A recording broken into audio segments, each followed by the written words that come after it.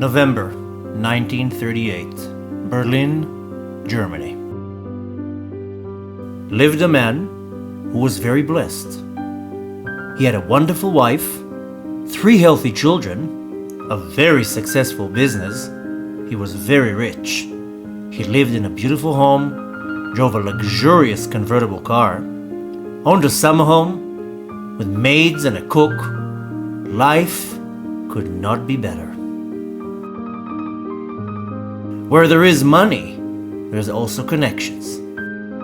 November 8, 1938. This man receives a phone call from a high-ranking officer in the secret police that told him 2 words: run away.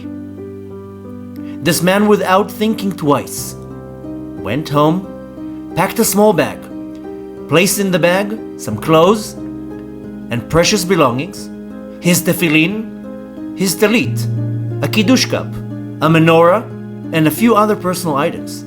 He takes his wife and kids and leaves Berlin in the middle of the night. On the way out, he stops by his mother's home and he tells her, "We're running away. Are you coming?" She answers, "Running away? From what?" "The Germans," he answers. "Oh, nonsense. Nothing to run away from. We are safe here. This is our home, our country. Nothing is going to happen to us," answers the mother. He hugs his mother, knowing he will never see her again, and he takes off. The next day, November 9th, 1938, Kristallnacht breaks out, and in most German cities, the Jews are being attacked. Borders are closed, no one can leave, and from there, it's a matter of a few months before the Holocaust begins. From Berlin to Denmark, from Denmark to England, from England to Canada, attempting to find refuge. They were denied entrance from all countries, ending up in Australia.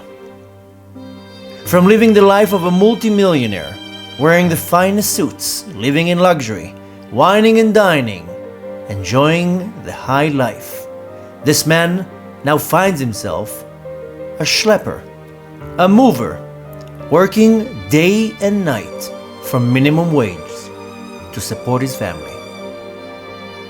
His 2 teenager girls go from having private tutoring, private ballet teachers, a maid and a chef, are now sewing buttons in a clothing plant.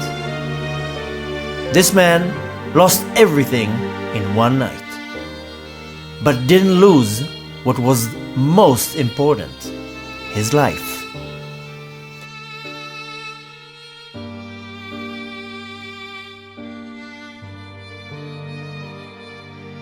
This man, Shlomo Wolf Wahlberg, is my great-grandfather.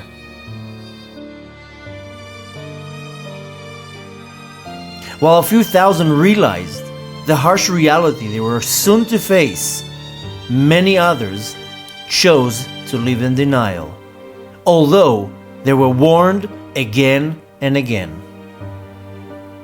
History repeats itself. There is no safe place in the world for the Jews but Israel. It is time to leave. Come home.